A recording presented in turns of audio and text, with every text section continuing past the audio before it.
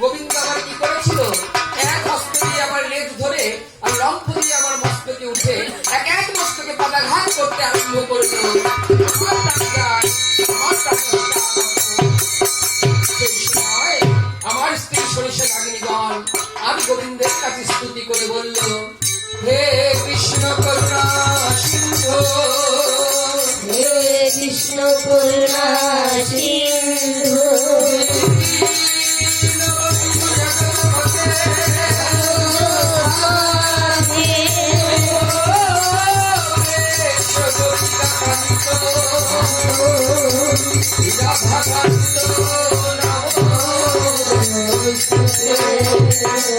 তুমি আমায় পতি হারা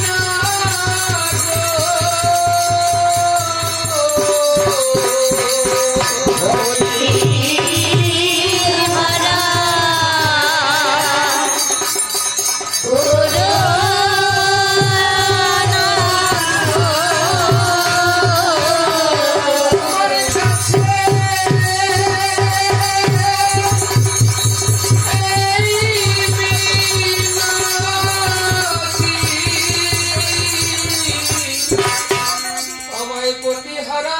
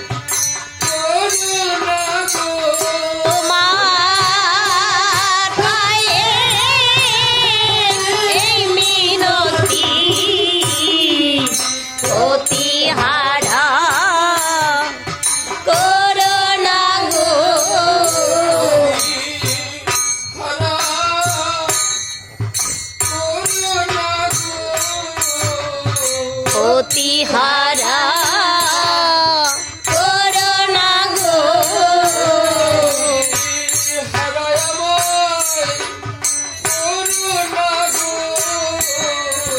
অতি হারায় আমায়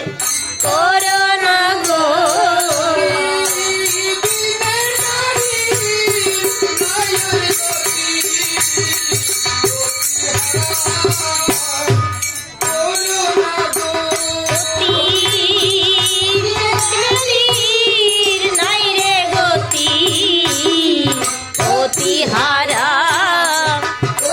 করুণা গো,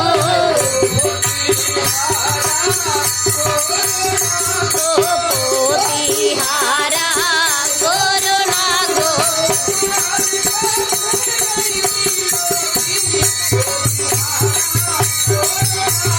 তোমার কাছে এই বিনতি, হারা করুণা গো,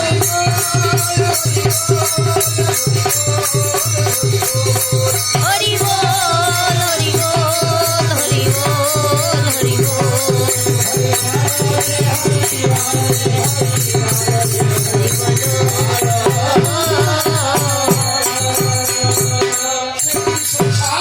প্রার্থনায় সন্তুষ্ট হয়ে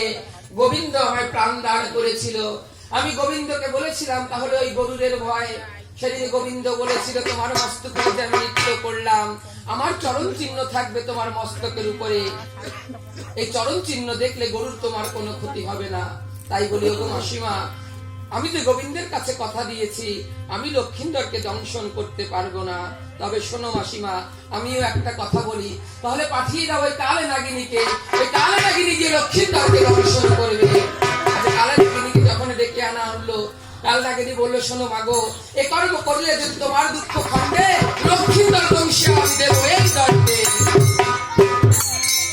শোনো গো পদ্মাবতী, এই কর্ম করলে যদি তোমার দুঃখ খণ্ডন হয়, তা আমি কালে নাগিনী চললাম ওই লক্ষিন্দরকে দংশন করতে। কালে নাগিনী কি করলো? হে তা হইতে কালে নাগিনী করিল কামনে, কালি আয় রে আয়, তা হইতে কালে নাগিনী করিল কামনে, কালি আয় রে আয়, আরো বাসরে গাইয়া আরো সতগায়, কালি আয় রে আয়, লোহার মারো লোহার মারো করে লোহার কাজ, কালি আয় রে আয়, ফিরিয়া এলো বাজার সখায়, কালি আয় রে আয়, রাধেশনা করে আমার ভাই, কালি আয় রে আয়, বন্ধু দেখা হইয়া কি তাহার ভাই, কালি আয়